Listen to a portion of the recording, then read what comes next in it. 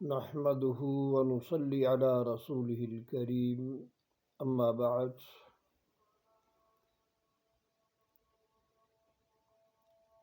قال رسول الله صلى الله عليه وسلم أنا خاتم النبيين لا نبي بعدي۔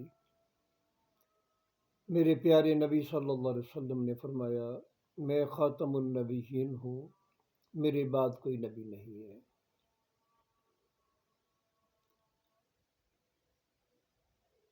بعض لوگ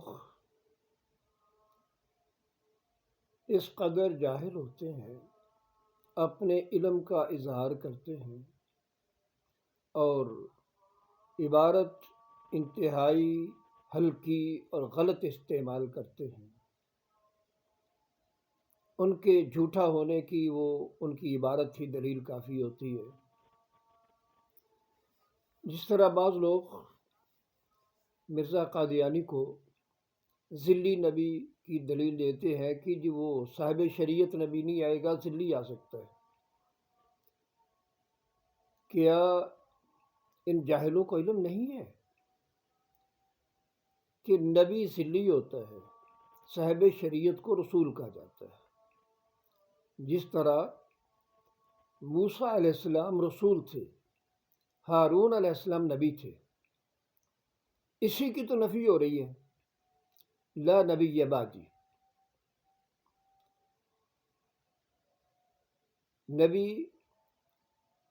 پہلی شریعت کو بیان کرتا ہے، اس پر شریعت الگ نہیں ہوتی۔ دوسری بات، اس میں احکامات کی چینجنگ نہیں کرتا، ایک شریعت کے تابع ہوتے ہیں۔ جس طرح بنی اسرائیل میں انبیاء کثرت سے ہوئے، جس طرح اسلام میں خلفاء ہیں اس طرح آتے تھے، اس چیز کی نفی ہے کہ آگے امت محمدیہ میں یہ بنی اسرائیل کی طرح اسی شریعت کے تابع آگے انبیاء نہیں ہوں گے۔ جس طرح رسول اللہ صلی اللہ علیہ وسلم نے علی رضی اللہ تعالیٰ نے کہا انت منی بمنزلۃ ہارون من موسیٰ الا وانہ لا نبی بعدی، تو میرے پیچھے مدینہ میں میرا گورنر میری سطح پہ ایسے ہے جس طرح ہارون علیہ السلام موسیٰ علیہ السلام کی جگہ پہ تھے، لیکن میرے بعد نبی نہیں ہے، اس لیے تیرا وہ درجہ ہارون علیہ السلام کی نبوت والا نہیں ہے، کیونکہ میرے بعد کوئی نبی نہیں ہے۔ اللہ اکبر۔ بعض لوگ ایسے جھوٹے انسان کو نبی کہنے کے لیے اللہ کے نبی پر اعتراض کرتے ہیں۔ استغفر اللہ۔ خود کو عربی کلام کا علم نہیں، میں نے پڑھ کر دیکھا سب سے زیادہ عربی کلام سے نادان یہ مرزائی قادیانی ہوتے ہیں جن کو عربی عبارت پڑھنے کا بھی علم نہیں ہوتا۔ اللہ کے نبی پر اعتراض کر رہے ہیں کہ اللہ کے نبی نے پہلے شرکیہ باتیں کرتے تھے۔ استغفر اللہ۔ کہ آپ نے ایک جگہ فرمایا افلح الرجل افلح و ابیہ ان صدق، افلح کامیاب ہوگا آدمی و ابی اللہ میرے باپ اپنے باپ کی، و ابی میرے باپ کی قسم ان صدق اگر اس نے سچ بولا۔ یہ مسلم کی روایت کے حوالہ سے لفظ بولا جاتا ہے۔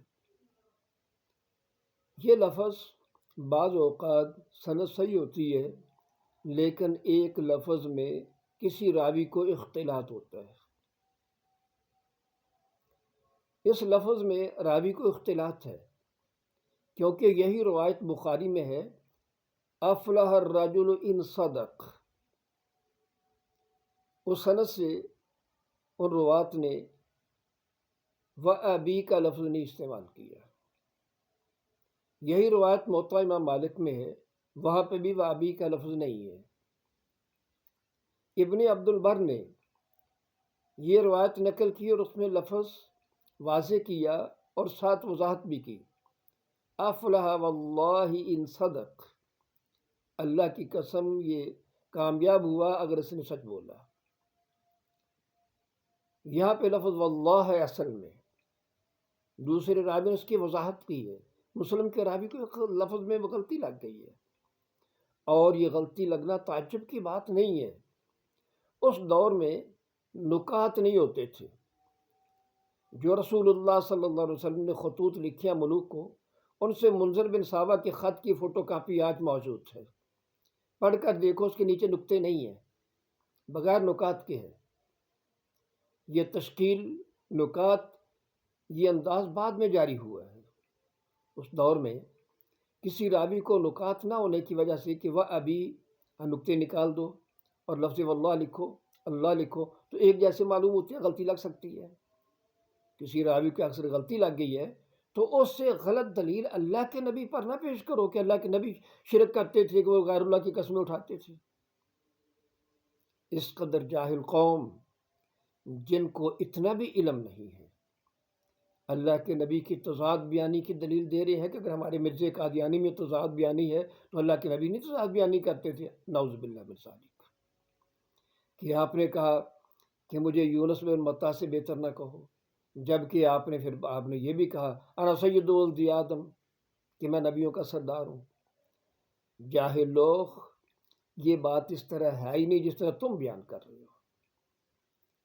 اللہ کے نبی صلی اللہ علیہ وسلم نے انبیاء کے آپس میں ترجیحی انداز میں بات کرنے سے منع کیا ہے۔ اسی لیے اس میں آگے لفظ ہے انا سید ولد آدم ولا فخر، میں نبیوں میں سردار ہوں لیکن فخریہ بات نہیں کرنی۔ استغفر اللہ۔ کہ انبیاء کی تحقیر نہ ہو، کسی نبی کی تحقیر نہ ہو، ہر نبی کو محبوب انداز میں ذکر کرو، ایک دوسرے سے تقابل کر کے کسی کی تحقیر نہ کرو۔ بات تو یہ سمجھانا مقصد ہے، سارے اللہ کے محبوب ہیں، سارے اللہ کے پیارے ہیں، اور تم انبیاء کی تحقیر کر کے اپنی صداقت کی دلیل دے رہے ہو، جبکہ یہاں تو بیان کرنے کے مقصد ہی یہی ہے۔ تم انبیاء کی تحقیر کر کے جھوٹے آدمی کو نبی بنانا چاہتے ہو۔ میں نے دیکھا ہے کہ قادیانیوں سے بڑھ کر عربی عبارت میں نابلد جاہل انسان میں نے دنیا میں نہیں دیکھا، جن کو کسی عبارت پڑھنی نہیں آتی۔ وہ بھی جاہل تھا، قوم بھی جاہل ہے جن کو عربی عبارت بھی نہیں آتی۔ لا حول ولا قوت الا باللہ۔